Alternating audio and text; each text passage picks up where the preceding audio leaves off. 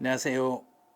자, 여러분들 이제 시험이 임박하니까 많이 이제 조급하시고 또 뭘 해야 될지 막 궁금하시고 그럴 거예요. 근데 그럴 때일수록 기존에 나왔던 기출 문제를 한번 정리해 보시는 게 아마 도움이 많이 되실 거예요. 그래서 기출 문제를 제가 28회부터 34회까지 연속으로 그 회차별로 하나씩 여러분에게 문제를 풀게 하시고 그 해설도 해드리고 할 건데, 이제 문제를 세법 같은 경우는 매년 개정이 되다 보니까요, 개정된 지문으로 변형해서 문제를 반드시 풀으셔야 돼요. 그래서 개정된 내용을 반영해 가지고 문제 해설해 드리니까 반드시 문제를 먼저 풀어 보셔야 돼요. 자, 28회부터 선택한 이유가 28회부터 문제 난이도가 약간 바뀌었거든요. 그래서 28회 문제부터 하나씩 점검을 잘 해주시고 지문 한 줄 한 줄 분명히 해석을 잘 하셔야 돼요. 이 지문들 안에 이번에 35회 시험에서 나올 수 있는 지문들이 숨어 있다는 걸 꼭 기억하시고, 이제 답이 문제가 아니에요. 답이 중요한 게 아니라 지문을 반드시 분석을 해내셔야 돼요. 자, 그럼 이제 25번부터, 자, 여기는 28회 기출문제예요. 28회 기출문제 25번은 납세 의무가 소멸되는 것은 모두 몇 개인가? 그러면 납세 의무의 소멸 사유를 찾아라 이 말이에요. 그러면 소멸 사유를 찾을 때는 소멸된 건 동그라미를 치세요. 납부나 충당이 되면 요건 소멸된 거예요. 납부했으니까 소멸됐잖아요. 그 다음에 소멸시효가 완성이 됐으니까 소멸된 거예요. 그럼 이제 여기서 소멸시효가 완성이라는 이 말 뜻을 이해하셔야 돼요. 이제 이번에 소멸시효라는 것은 지방세나 국세는 일정 금액이 넘어가면 10년, 일정 금액이 넘지 않으면 5년 그랬는데 5년과 10년을 정할 때 지방세는 5천만 원 이상이냐 5천만 원 밑으로냐, 또 국세는 5억이 넘었냐 5억이 넘지 않았냐, 단 5천이나 5억을 따질 때는 가산세를 제외한 금액으로 판단한다. 여기까지 기억을 해주시면 돼요. 법인이 합병을 한다고 해서 소멸되는 건 아닙니다. 그 다음에 부과할 수 있는 기간 내 지방세를 부과하지 아니하고 기간이 만료됐어요. 제척기간이 만료됐어요. 그러면 제척기간이 만료됐다. 그러면 더 이상 세금 부과가 불가능하다 이 말이에요. 그럼 이제 납세 의무자가 사망했어요. 사망했다고 해서 소멸되는 건 아니에요. 자, 여기서 이렇게 간단하게 문제 풀 때 동그라미 친 거 한 개, 두 개, 세 개. 자, 세 개라고 해서 이렇게 답을 세 개만 그냥 찾아놓고 말면 안 돼요. 여기서는 중요한 게 제척기간 있죠. 요 제척기간에 대해서 요게 34회 기출문제거든요. 제척기간. 그럼 제척기간은 이미 34회 기출문제 나왔으면 35회 시험은 소멸시효하고 제척기간의 차이점들을 찾을 줄 아셔야 돼요.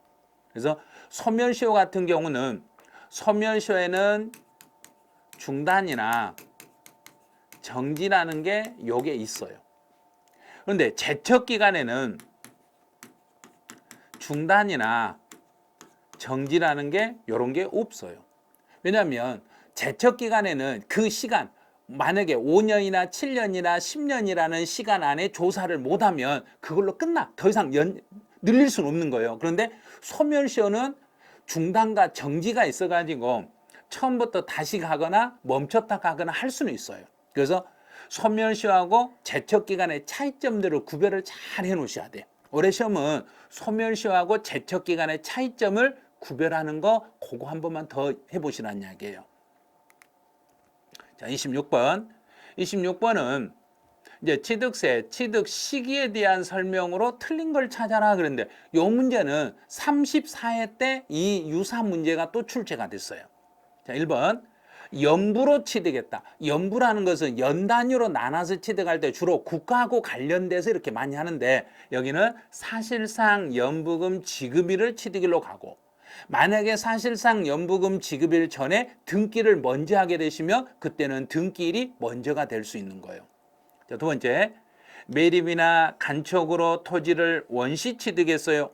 그럼 토지를 원시 취득했을 때는 이제 바다를 메꿨다. 얼른 상상을 하세요. 바다를 다 메꾸면 바다를 메꿨다는 게 끝나고 정부가 그걸 인가 내주는 날, 그래서 공사, 준공, 인가가 떨어지면 이날을 취득일로 가는데 공사, 준공, 인가 전에 사실상 사용하는 게 있으면 서로 비교됐을 때는 그중에 더 빠른 날 개념으로 잡으시면 돼요.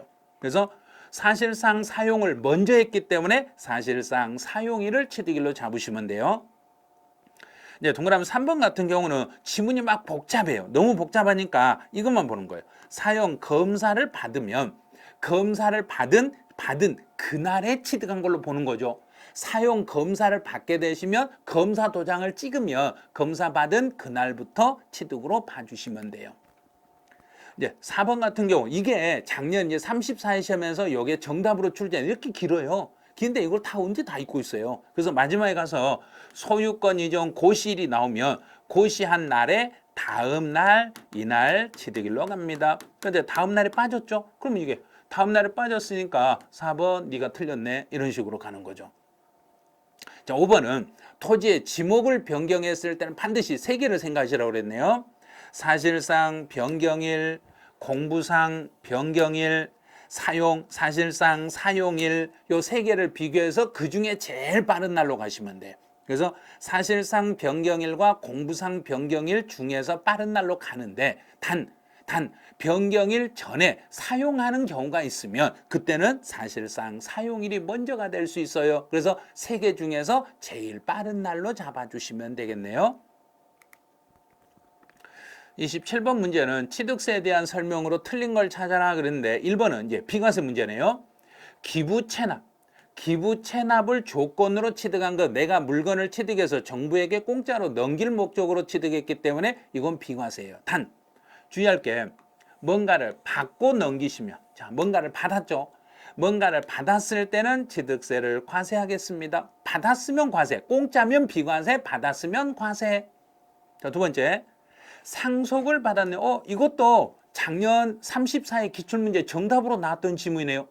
상속을 받았을 때는 상속인 각자가 취득한 것으로 보되 이 상속인 각자는 연대 납세 의무가 있습니다. 이제 특수 관계인가. 요 지문은 3번 지문은 이제 법이 개정이 돼 가지고 새로 만들어서 넣은 지문이에요. 그럼 이번에 실제 시험 보면 이런 시험 문제 지문이 나올 수 있어요. 특수 관계인하고 거래를 통해서 세금을 부당하게 감소시키려고 취득 가격을 낮춰서 신고하면은 그 신고 자체를 부인해버리고 정부가 정한 금액인 시가 인정해. 그러면 정부가 정한 건 시가 표준액이죠. 그런데 여기는 시가 표준액으로 한 게 아니라 주변 시세로 가겠어요 이 말이에요. 그래서 특수관계인하고 거래해서 지금 현재 시장에서 거래된 금액보다 더 낮은 금액으로 신고를 하시면 그 신고한 금액을 부인해버리고 정부가 시가 인정액으로 다시 취득가격을 결정해버릴 수 있어요. 자, 동그라미 3번 같은 경우는 2년 전, 3년 전에 법이 개정된 문구라 지금 이제 출제 확률이 엄청 높은 지문이네요. 요 지문은 양도소득세에서도 나오는 지문이기 때문에 시험 문제 출제는 취득세든 양도소득세든 둘 중에 한 군데에서 아마 출제 확률이 높은 지문이네요. 이제 4번은 이건 작년에 이것도 시험에 나왔던 거예요. 무상승계 취득이네요. 이제 무상승계 취득을 해서 계약을 해지했다. 해지할 수 있는 것은 상속은 안 되고 증여를 받아서 증여받은 물건을 돌려줄 수는 있어요. 그래서 증여를 받았을 때는 증여 취득일이 속하는 달의 말일부터 3개월 안에 취득세를 신고하니까 해제도 똑같아야 돼요.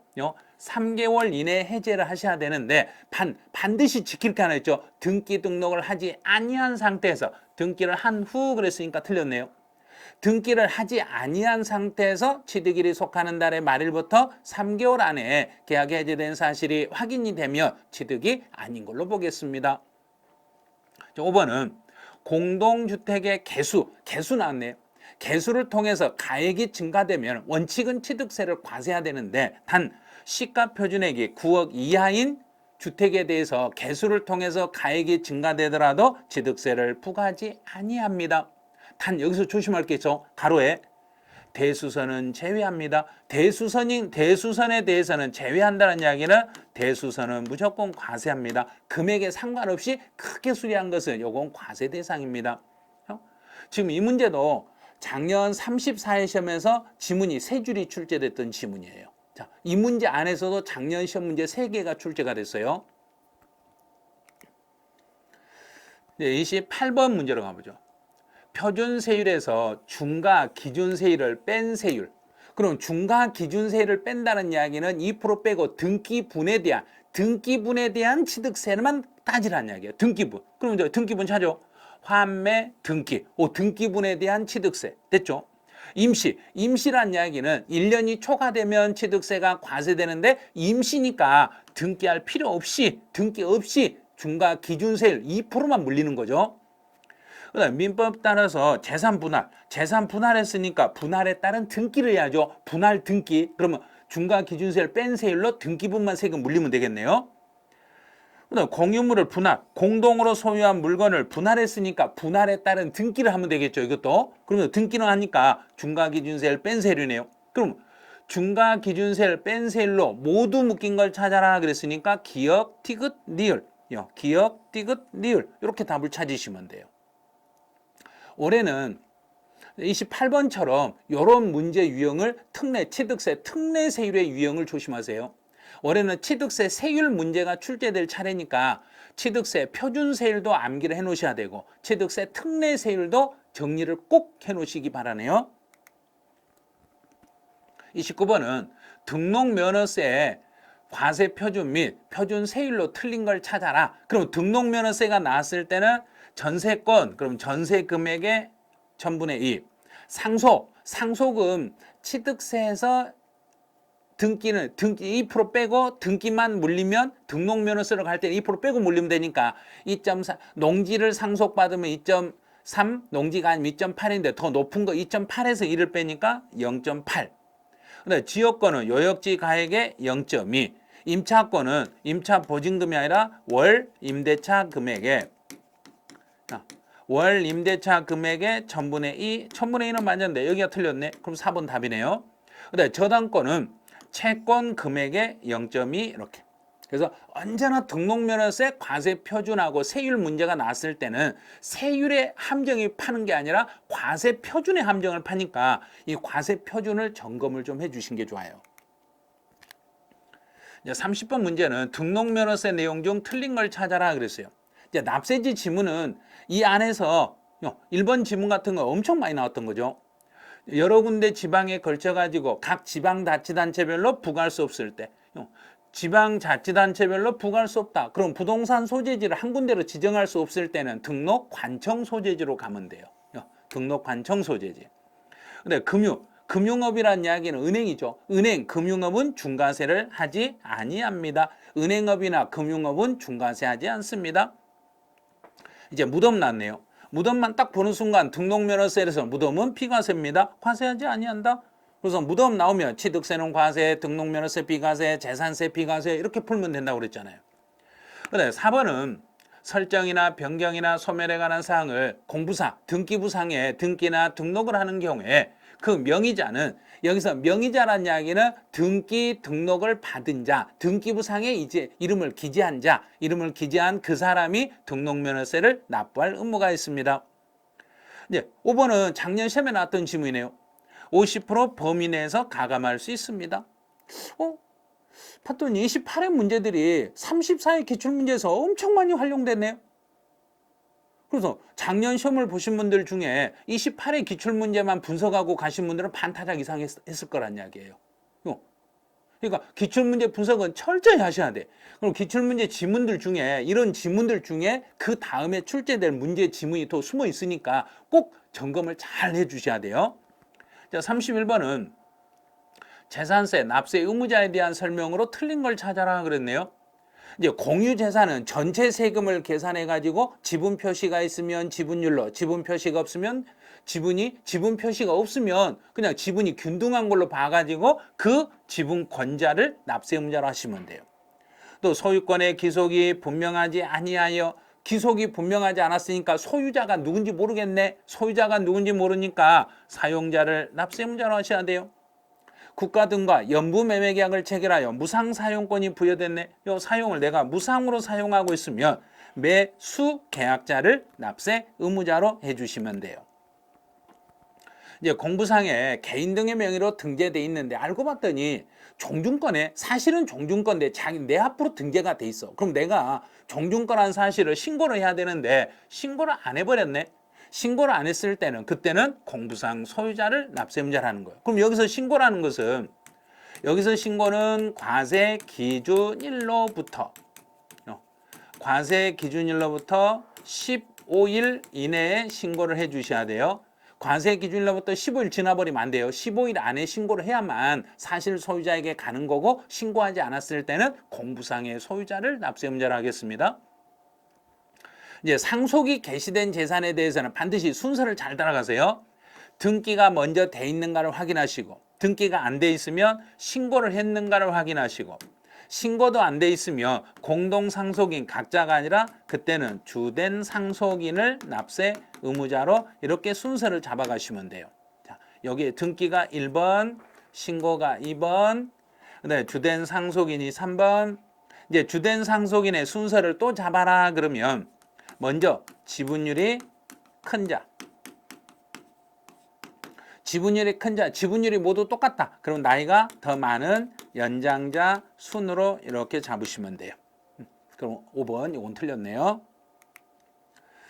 이제 32번은 이제 물납. 올해 시험은 이제 물납이 시험에 나올 차례라고 했잖아요. 그럼 물납 이거 이거 문제만 정리하시면 돼요. 물납을 하려면 1,000만 원을 초과해야 되는데 단 재산세만 물납이 되는데 이 재산세 속에는 도시분 재산세를 포함하는 거예요. 자, 두 번째, 경기도 성남시와 서울특별시 강남구에 부동산을 가지고 있는 사람이 있는데 이 사람이 성남시 소재 부동산에 대해서 물납을 신청하고 싶어. 그러면 관할 내의 부동산만 된다 했잖아요. 성남시 소재니까 성남이 관할이니까 성남시 안에 있는 부동산만 가지고 물납 신청을 할 수 있습니다. 자, 물납 신청은 물납 신청을 했어. 그런데 허가를 받았네. 그럼 내가 그 물납 허가받은 부동산으로 정부에게 납부하면 제 날짜에 납부 기한 내 세금을 납부한 걸로 인정을 해주게 돼 있는 거예요. 이제 물납하려는 자는 물납 신청은 납부 기한 10일 전까지 신청을 해주시고 신청을 하고 나면 허가 여부를 이제 통지를 해야 되는데 허가 여부 통지는 신청 받고 5일 이내에 허가 여부를 통지하고 만약에 불허가 통지를 해버리면 불허가 통지를 하면 다시 재신청이 가능합니다. 재신청은 불허가 통지를 받고 다시 10일 안에 다시 재신청을 해주시면 돼요. 그래서 여기는 변경은 허용되지 아니하며 금전만으로 이게 틀렸죠. 재신청도 돼요. 그래서 지금 내가 신청했던 부동산 안 받아주면 다른 관할 내에 있는 다른 부동산으로 불허가 통지 받고 나서 10일 안에만 다시 재신청을 하시면 정부가 다시 판단해보고 허가할 수 있으면 허가하고 허가가 안 될 것 같으면 다시 그것도 불허가하고 이렇게 처리하시면 돼요. 그래서 불허가 통지를 받는다 해서 무조건 금전으로만 내야 된다 이런 건 아니에요. 그래서 5번 틀렸네요. 자, 33번은 재산세 비과세에 대한 내용으로 틀린 걸 찾아라 그랬어요. 자, 1번은 임시. 임시라는 단어가 나오면 무조건 취득세나 재산세에서는 1년. 1년이 안 되는 것은 비과세. 단 여기서 조심해야 돼요. 1년이 안 되는 건 비과세인데 단 사치하는 재산은 제외하고. 자, 사치. 그러면 이 임시로 사용하여 건축된 건물로서 재산세 과세 기준일 현재 1년 미만 아무 말 없죠. 여기 보니까 아래의 항목별로 주어진 자료 위에는 비과세 요건은 충족된 것으로 가정합니다. 그랬으니까 이거는 사치성은 아니란 이야기예요. 그래서 이 건축물 속에 사치성 재산은 제외해야 되는데 사치성의 재산은 제외하고 이런 말이 있어야 되는데 주어진 자료가 없으면 비과세 요건을 충족했다고 했으니까 사치성은 아닐 거라고 해석하시면 돼요. 자, 두 번째, 철거. 철거란 말이 나오면 위에 건물은 비과세, 철거 명령을 받은 건물은 비과세, 밑에 있는 땅은 철거를 못하니까 과세. 자, 주택과 대지, 너는 땅은 과세가 되죠. 위에 있는 건물부는 여기는 비과세 처리를 할 수 있지만 밑에 있는 땅은 과세가 되니까 2번 요거 틀렸네요. 그 다음 국어 있죠. 국어. 또랑들 국어. 이것들은 국어는 당연히 비과세겠죠. 그 다음 군시설 통제보호구역이 나오면 통제보호구역 안에 있는 땅들 그러면 군시설로 쓰는 땅이다 이렇게 생각하세요. 통제 보호구역 안에 있는 땅은 원칙은 비과세지만 단 전답과수원 대지는 제외합니다. 이거는 개인의 사적인 재산들은 요것들은 과세합니다. 요 앞에 있는 통제 보호구역에 있는 땅은 여기에 있는 걸 원칙은 비과세지만 개인의 사적인 재산들은 과세니까 이건 빼고요. 그랬으니까 이건 맞는 거예요. 요 전답과수원 대지는 제외하고요. 그랬으니까 과세된 거 빼고 나머지는 비과세예요. 이런 식으로. 이제 도로법에 따른 도로 나오면 일단 정부가 관리하는 도로법상 도로는 다 비과세예요. 근데 단 가로에 휴게시설 같은 게 나오잖아요. 그러면 그거는 제외. 휴게시설. 그럼 고속도로 달리다 휴게소 들어가면 다 돈 내는 거니까 다 거기는 과세 이렇게 생각하시면 돼요. 자, 34번. 종합부동산세에 대한 설명으로 틀린 걸 찾아라 그랬네요. 원칙은 정부에서 부과하는 게 원칙이지만 납세자가 선택해서 신고 납부도 가능합니다. 근데 날짜는 모두 똑같아야죠. 12월 1일부터 12월 15일 사이에 정부가 고지서를 보내서도 내는 거고 내가 선택해서 신고도 12월 1일부터 15일 사이에 하셔야 돼요. 그래서 작년 시험이 바로 이걸 출제했어요. 두 번째로 이제 이거는 34회 시험에서 35회 시험에서 나왔던 게 35회 시험은 지금 이걸 이제 종합해서 내겠죠. 그런데 4회 시험은 34회, 33회 연속 2번 문제 나왔고 34회 때 이걸 정답으로 냈어요. 33회 때는 여기를 정답으로 출제했어요. 자, 고지서는 납부 개시 5일 전에 고지서를 보내는데 종합부동산세는 토지분하고 주택분 하나로 묶어서 한 장의 고지서로 만들어져요. 그럼 한 장의 고지서로 만들더라도 과세 표준과 토지하고 주택에 대한 주택과 토지에 대한 과세 표준과 세액을 반드시 구분을 해 주셔야 돼요. 구분해 가지고 납부 개시 5일 전에 고지서를 보내셔야 돼요. 자, 요 지문이 동그라미 2번 지문이 33회 정답으로 유도됐던 지문이에요. 자, 동그라미 3번은 이제 직전 연도에 해당 주택. 그럼 제가 이번 연도 5월 달에 주택을 구입해서 이번 연도에 종부세 대상이 되더라도 작년부터 그 직전 연도부터 가지고 있었다고 보고 세부담의 상한을 적용할 때는 올해 처음 주택을 가진 게 아니라 그 전부터 주택을 가진 걸로 보고 상한제를 적용하겠습니다. 이렇게 가는 거예요. 자, 4번은 요 지문은 이번에 시험에 나오면 이거 35회 시험에 또 나올 확률이 큰 지문이 바로 요 4번 지문이에요. 이제 종합부동산세에서 주택분, 종합부동, 공제되는 재산세. 공제되는 재산세라는 게 뭐냐면 이제 이중과세 문제를 방지하기 위해서 만약에 12억 초과분에 대한 종부세를 물릴 때 12억 초과분에 대한 재산세를 빼주는 거예요. 종부세 계산할 때 빼주는데 어떻게 빼주냐면 재산세에서 50% 범위 내에서 가감된 세율이 적용이 됐으면 빼줄 때도 그 적용돼서 납부한 세금을 빼주는 거예요. 적용되기 전이 아니라 적용된 세액을 빼주는 거고 또 세부담의 상한을 적용을 받아가지고 세금을 납부했으면 상한이 적용된 받기 전이 아니라 받은 상한을 적용받아가지고 낸 세금을 빼드리겠습니다. 이러면 돼요. 그래서 실제 재산세로 납부했던 그 금액을 빼준다 이렇게 보시면 돼. 그럼 4번 이거 틀렸네요. 그래서 이 질문 조심하세요. 그래도 이제 5번 같은 경우는 별도 합산 토지네요.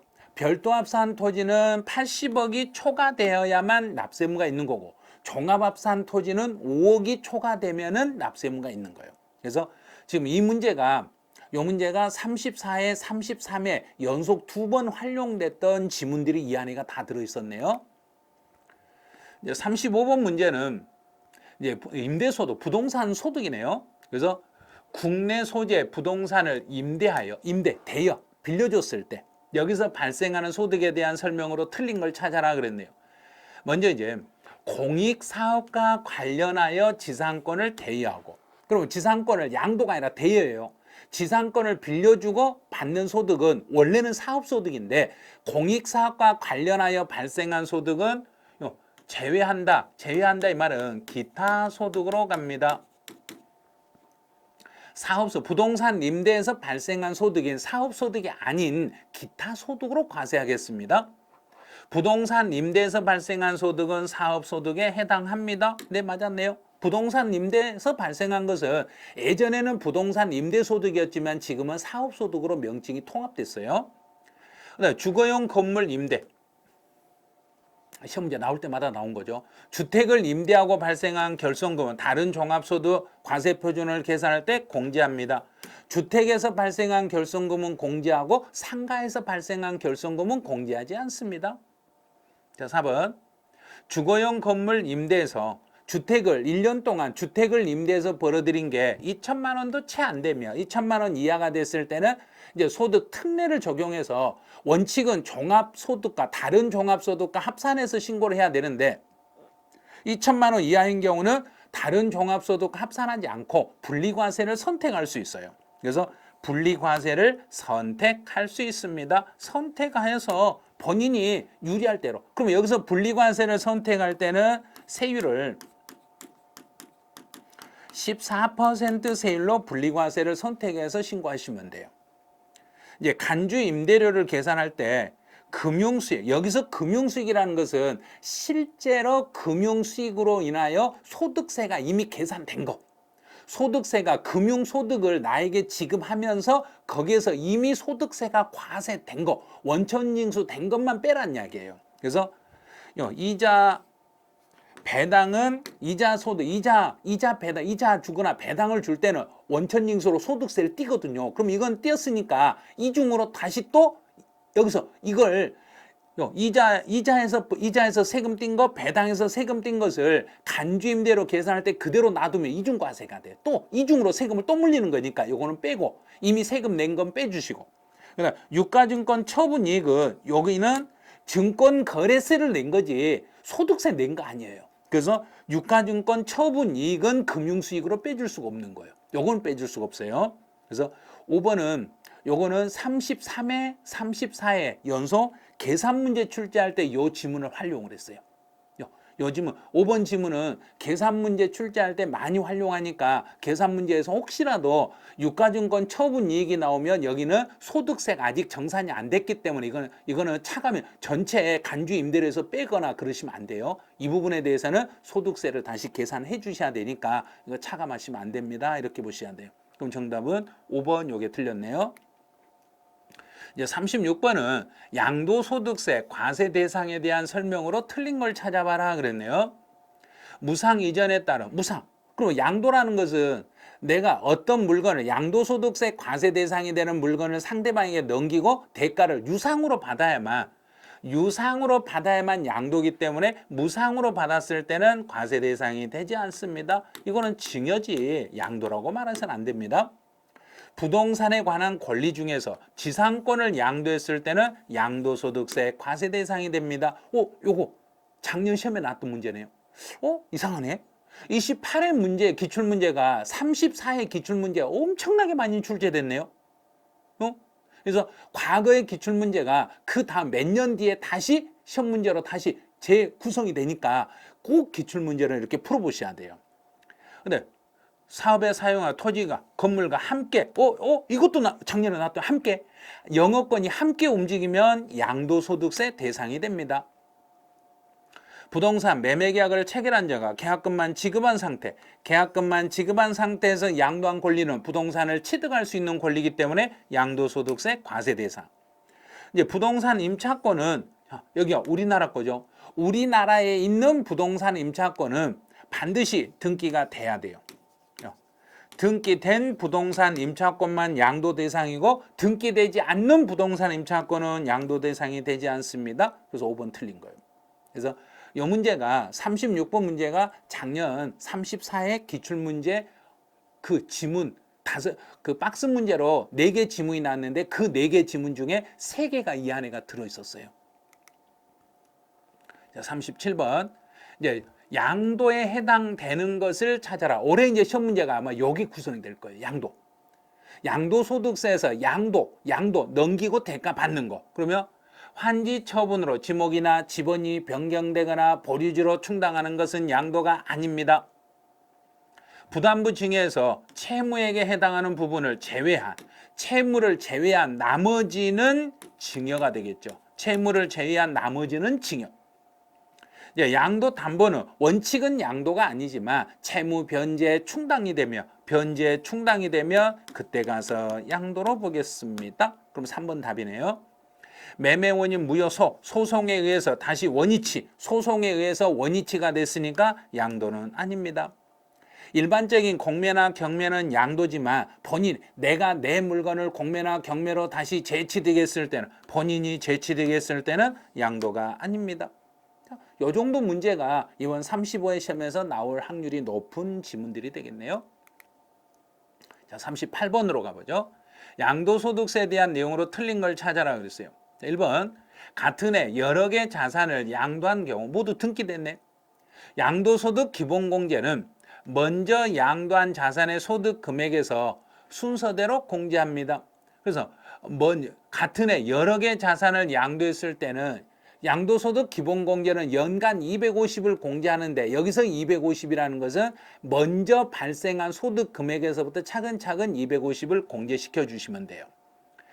미등기 양도자산에 대해서는 장기보유 특별공제를 적용하지 않습니다.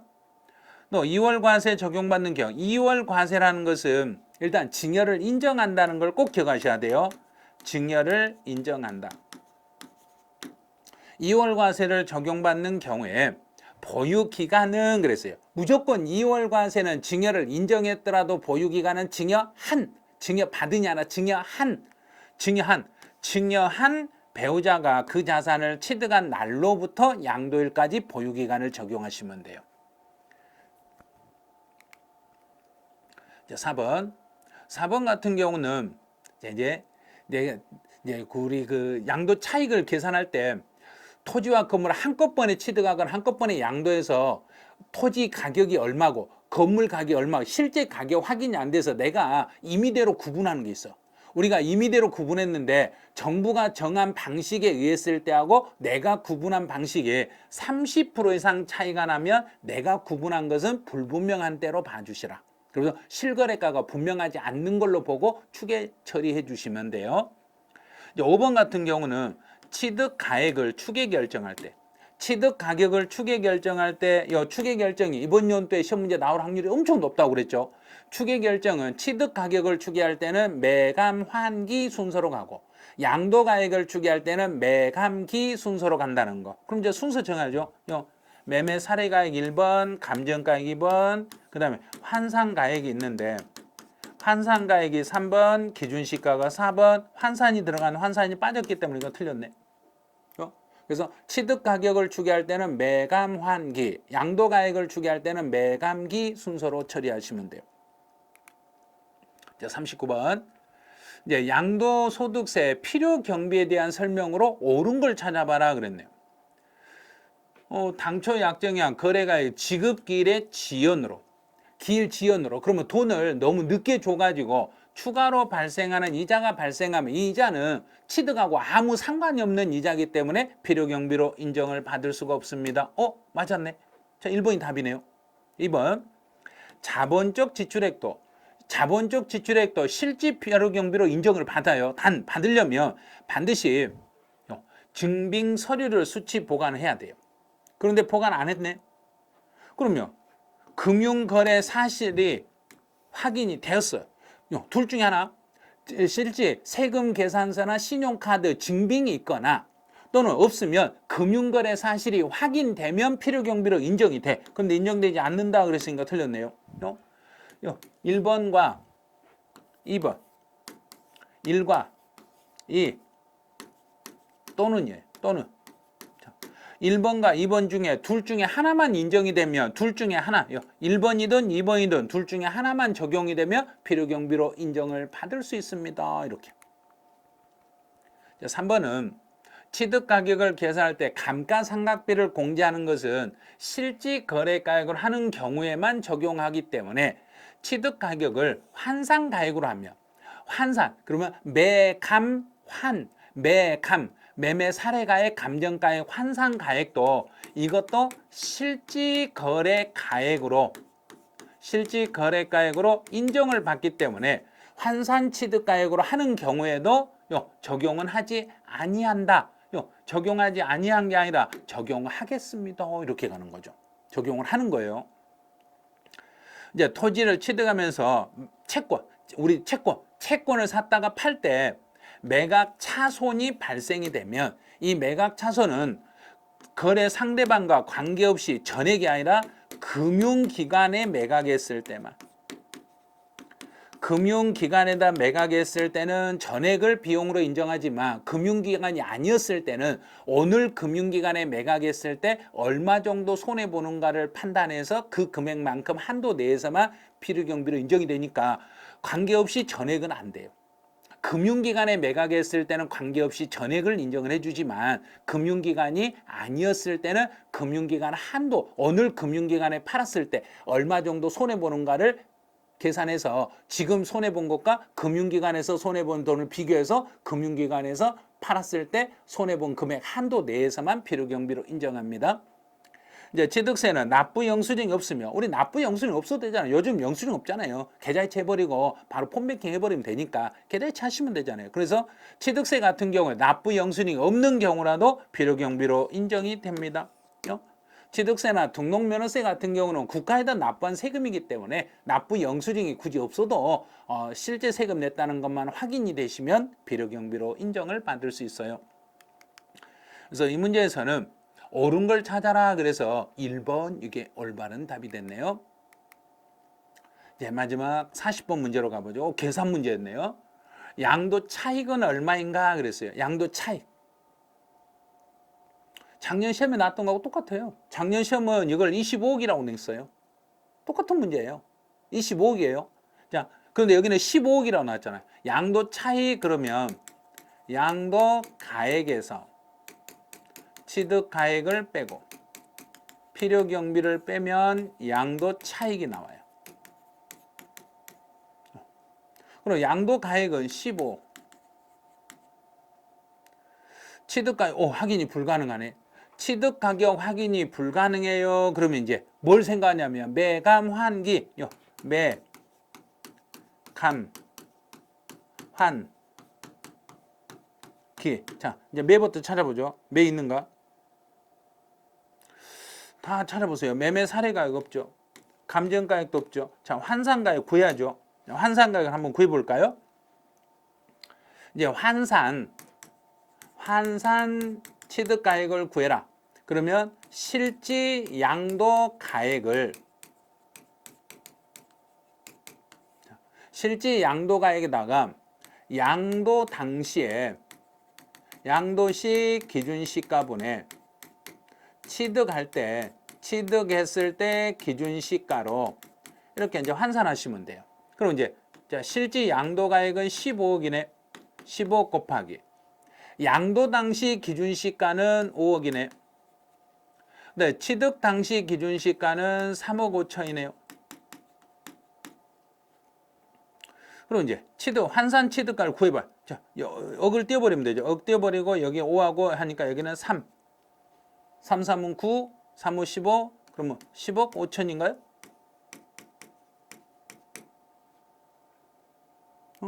이제 이거 계산기 있으면 계산기로 금방 풀면 되는데, 계산기가 없네요. 계산기 있으면 계산기로 지금 풀면 금방 풀 수 있어요. 이런 것은. 그래서 여기 계산해 보면 5억하고 여기 약분시키면 여기 3억이잖아요. 3이니까 여기 억달 띄워버렸으니까 3인이고. 그러면 3, 3은 9, 3, 5, 15. 3, 5, 15, 1 올리고 3, 3, 5니까 10억 5천. 그러면 10억 5천. 그럼 여기는 취득 가액이 10억 5천. 그런데 이제 필요경비는 자본적 지출이 1,700이죠. 1,700이니까 당연히 15억 5천 취득 가액에다 필요경비 계산공제를 더하는 거. 필요경비 계산공제를 더한 것과 실제 자본적 지출과 양도비용을 더한 것을 비교해서 둘 중에 더 높은 것을 취득가액과 필요경비로 잡으셔야 돼요. 그럼 필요경비 계산공제는 취득 당시 기준시가에 이제 등기되고 주택이니까 토지 건물이니까 3%네. 3%. 3, 55, 3, 3은 9. 그 다음에 1,050원. 1,050만 원. 1,050만 원. 여기 1,050. 자, 계산. 그리고 양도 차익이 나올 거 아니에요. 이 양도 차익이 이렇게 나오면 여기에다가 이제 다시 이게 고가주택이니까 양도 1세대 1주택이고 비과세 요건을 충족해도 15억이면 12억을 초과했으니까 전체 양도가액 15에서 15억에서 12억까지는 비과세니까 이제 요 계산하면 돼. 이렇게 계산하면 이제 금액이 얼마 이렇게 계산이 될 거예요. 자, 그럼 이제 요 계산을 실제로 이제 계산기가 있어야 되니까 제가 이제 실제 제 핸드폰으로 직접 계산해 가지고 이게 맞는지 한번 보여드릴 테니까 여러분도 지금부터 핸드폰을 사용을 한번 해보세요. 자, 핸드폰 사용을 해서 한번 해보세요. 제가 제 핸드폰 사용을 해 가지고 직접 계산할 테니까 여러분도 저하고 똑같이 실제 시험장에 가서는 이 핸드폰 쓰시면 안 돼요. 시험장에 가서 제가요 선생님이 핸드폰 쓰라고 해서 나는 선생님 믿고 핸드폰을 시험장에 썼는데요. 그래서 시험 감독관이 저한테 5년간 시험 못 보게 하네요. 선생님 5년간 책임지세요. 이런 말 하시면 안 돼요. 절대 그러시면 안 돼요. 자, 그럼 이제 환산 취득 가액부터 구해 볼게요. 환산 취득 가액 그러면 3억 5천. 3억 5천에다가 3억 5천 곱하기 3. 자, 그러면 10억 5천 나왔죠? 10억 5천. 10억 5천 나왔잖아요. 그럼 여기까지 계산됐어. 그럼 필요경비 계산공제는 3억 5천에다가 이제 3%. 토지 건물은 취득 당시 기준시가의 3%. 그럼 취득 당시 기준시가니까 3억 5천에 3억 5천 곱하기 3%. 그러면 1,050만 원. 1,050만 원 나왔죠? 1,050만 원 여기까지 나왔네요. 그럼 이제 이걸 빼. 15억에서 15억 5천을 이제 먼저 빼봐. 자, 15억에서 15억 5천을 먼저 빼요. 15억 5천을 빼고 그리고 다시 또 뺄 때 1,050만 원. 1,050을 다시 빼요. 자, 그러고 나면 4억 3,950만 원 나왔네요. 여기가. 자, 여기 계산해 보니까 4억 3,950만 원. 여기 나왔네요. 4억 3,950만 원. 5번에.